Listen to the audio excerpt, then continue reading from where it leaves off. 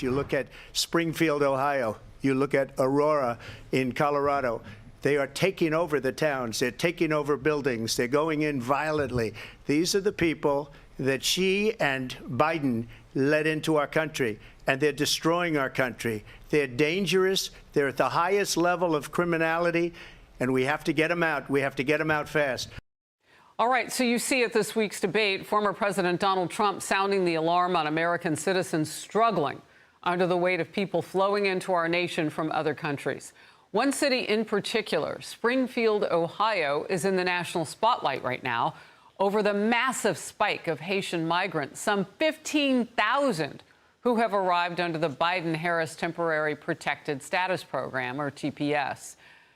That makes them, through the program, legally here.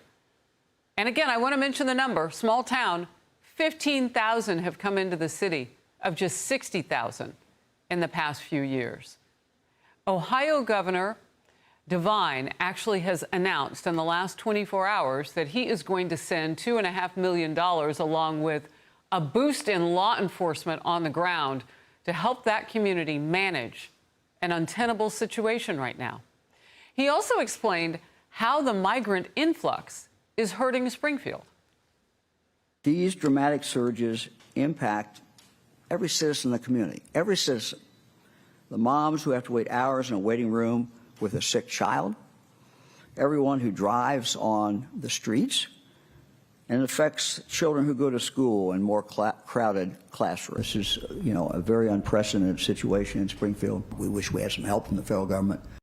Republican Governor DeWine there explaining why they need federal government help. It's a federal program that put them in this position.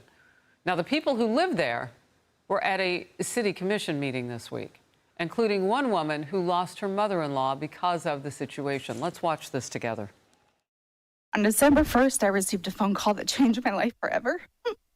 She was collecting her trash can from her driveway when a car struck and killed her instantly. A Haitian immigrant was allegedly driving recklessly when he struck and killed her. I am paralyzed with anxiety when I'm getting my children out of the car in any parking lot, walking on any sidewalk, and driving on any road in this town. This issue is not a Republican or Democratic issue. This is an American issue. This is an Ohio issue, and this is a Springfield issue. We, the people, have the ability to ensure our streets are safe. Schools are overcrowded. Our education system has went in the trash. Housing is another issue. The overcrowding in housing, my son had to give me his house and move to another house because I can't find housing.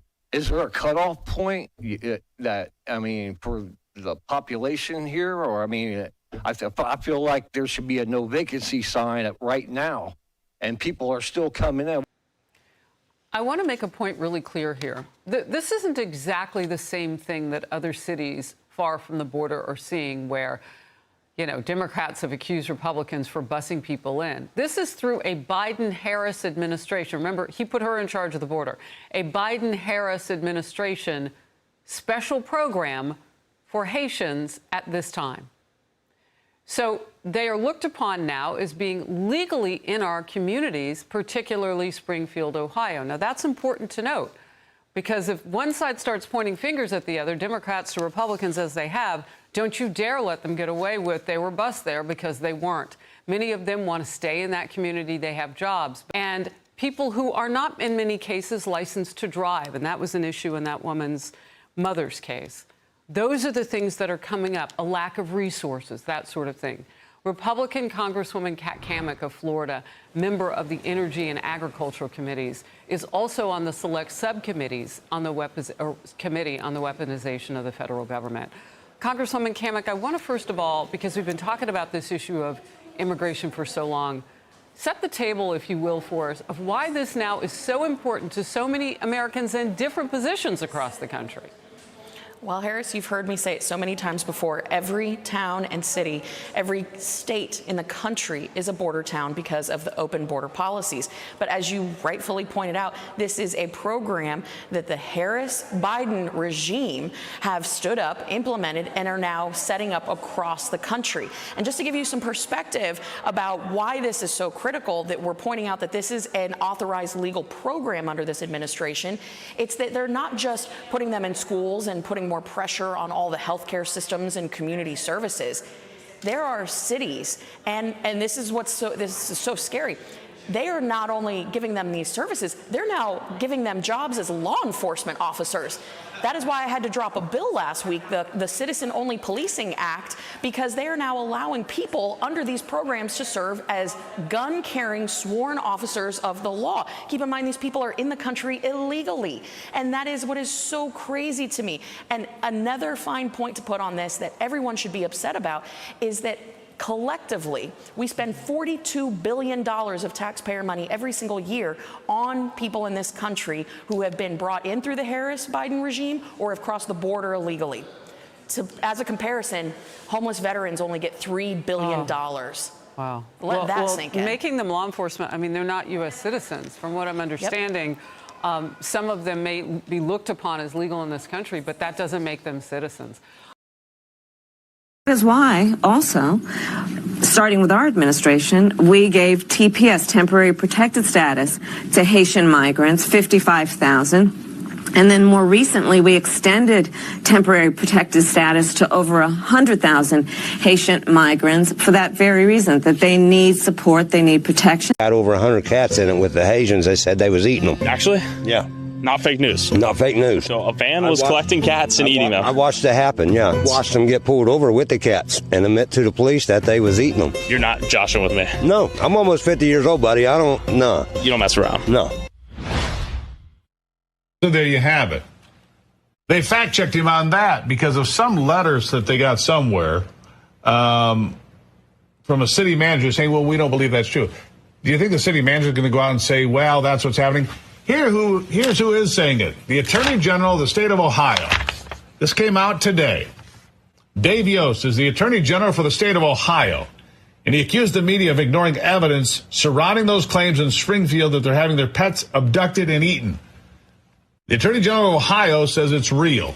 I would say is he brought up this misleading false claim that you yourself have talked about in recent days about Haitian immigrants in Springfield, Ohio, abducting people's pets and eating them, which officials there have said is not true. You yourself acknowledged it may be false on Twitter. You still told people to keep spreading it.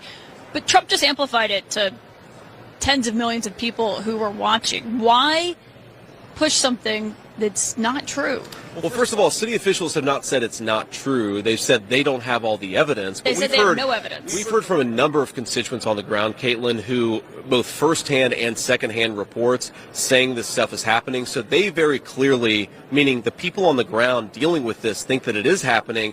And I think that it's important for journalists to actually get on the ground and uncover this stuff for themselves when you have a lot of people saying, my pets are being abducted, or geese at the city pond are being abducted and slaughtered right in front of us. This is crazy stuff. And again, whether those exact rumors turn out to be mostly true, somewhat true, whatever the case may be, Caitlin, this town has been ravaged by 20,000 migrants coming in.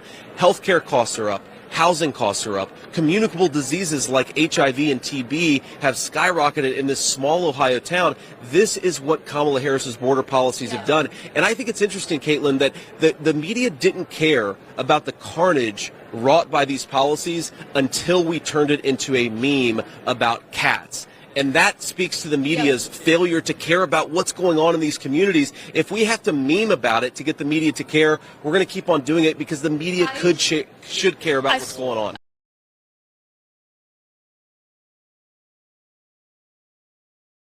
Criminality. Criminality. Spike. Spike. Boost. Boost. Untenable. Untenable. Influx. Influx. Surges. Surges. Unprecedented. Unprecedented. paralyzed, paralyzed. Sink in, sink in. Amplify, amplify.